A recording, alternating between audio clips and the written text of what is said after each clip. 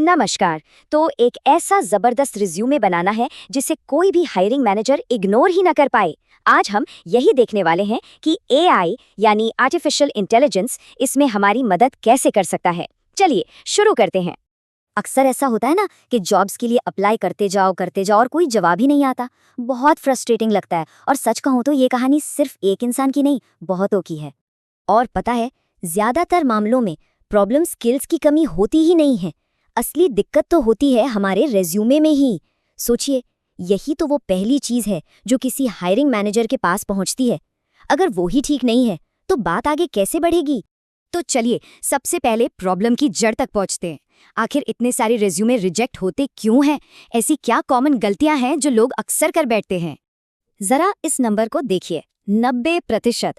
क्या कोई सोच सकता है कि लगभग 90% रिज्यूमे सिर्फ कुछ आम गलतियों की वजह से पहली नजर में ही रिजेक्ट हो जाते हैं?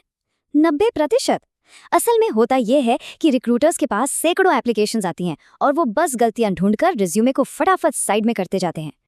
तो ये गलतियां हैं कौन सी?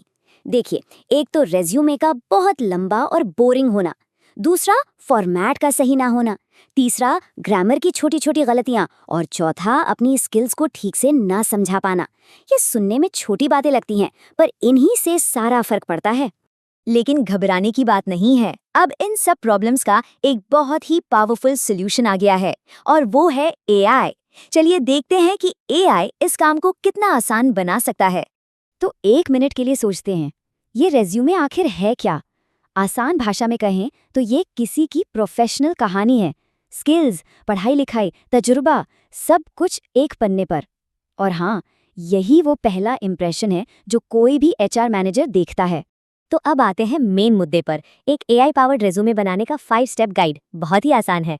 प्रोसेस एकदम सिंपल है। स्टेप 1, ChatGPT खोलिए। स्टेप 2, एक सीधा सादा सा प्रॉम्प्ट लिखिए। स्टेप 3, एआई से पूरा रिज्यूमे जनरेट करवाइए।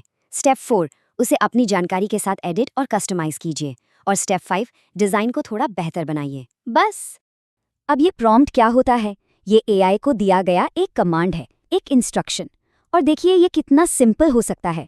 बस इतना लिखना है, एक फ्रेशर स्टूडेंट के लिए प्रोफेशनल रेज्यूमे बनाओ। Skills, basic computer, MS word, communication. Education, 12वीं पास। बस। एआई को एक अच्छी शुरुआत देने के लिए इतनी जानकारी काफ़ी है। और मज़े की बात यह है कि कुछ ही सेकंड्स में एआई एक पूरा का पूरा ड्राफ्ट तैयार करके दे देगा। घंटों का काम मिनटों में। ये एक ज़बरदस्त स्टार्टिंग पॉइंट है जिस पर आगे काम किया जा सकता है। लेकिन याद रहे, एआई से मिला ड्राफ्ट सिर्फ शुरुआत है। असली जादू तो अब शुरू होगा, जब हम इसे अपनी जानकारी से एडिट करेंगे और इसे एक प्रोफेशनल लुक देंगे। और इस काम में मदद के लिए कई शानदार फ्री टूल्स भी हैं।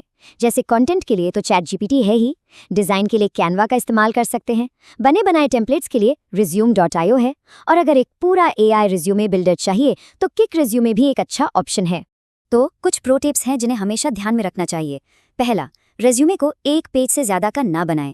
दूसरा, सिंपल और क्लीन डिज़ाइन रखें। तीसरा, जॉब से जुड़े हुए कीवर्ड्स ज़रूर डालें, ये बहुत ज़रूरी है। और सबसे बड़ी बात, कभी भी कोई झूठी जानकारी ना दें, कभी नहीं। चलिए अब थोड़ा साइड बदलते हैं और रिक्रूटर के नज़रिए से सोचते हैं।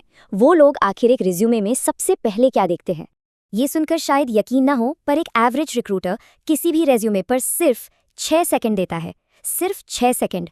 और इन 6 सेकंड में उनकी नज़र सिर्फ 3 चीज़ों पर जाती है: स्किल्स, पिछला एक्सपीरियंस या प्रोजेक्ट्स, और फॉर्मेट कितना साफ सुथरा है।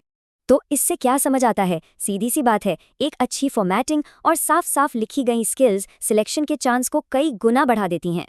और रुकिए, अभी एक बोनस बाकी है। ये जो नई स्किल सीखी है ना, इससे पैसे भी कमाए जा सकते हैं। जी हाँ, एआई की मदद से प्रोफेशनल रिज्यूमे बनाने की सर्विस देकर एक रिज्यूमे के लिए 200 रुपए से लेकर 1000 रुपए या उससे भी ज्यादा कमाए जा सकते हैं। और ये सर्विस कहाँ ऑफर करनी है? फ्रीलांसिंग प्लेटफॉर्म्स जैसे फाइवर या अपवर्क पर। वहाँ बहुत सारे लोग हैं जिन्हें इस तरह की मदद चाहिए होती है। तो कुल मिलाकर बात यह है कि एआई की वजह से एक प्रोफेशनल रिज्यूमे बनाना आज के दौर में पहले से कहीं ज़्यादा आसान हो गया है। लेकिन अब जब ये टूल सबके पास है तो असली सवाल ये उठता है कि कोई इसका इस्तेमाल इस तरह कैसे करेगा कि वो भीड़ से अलग नजर आए। सोचने वाली बात है ना?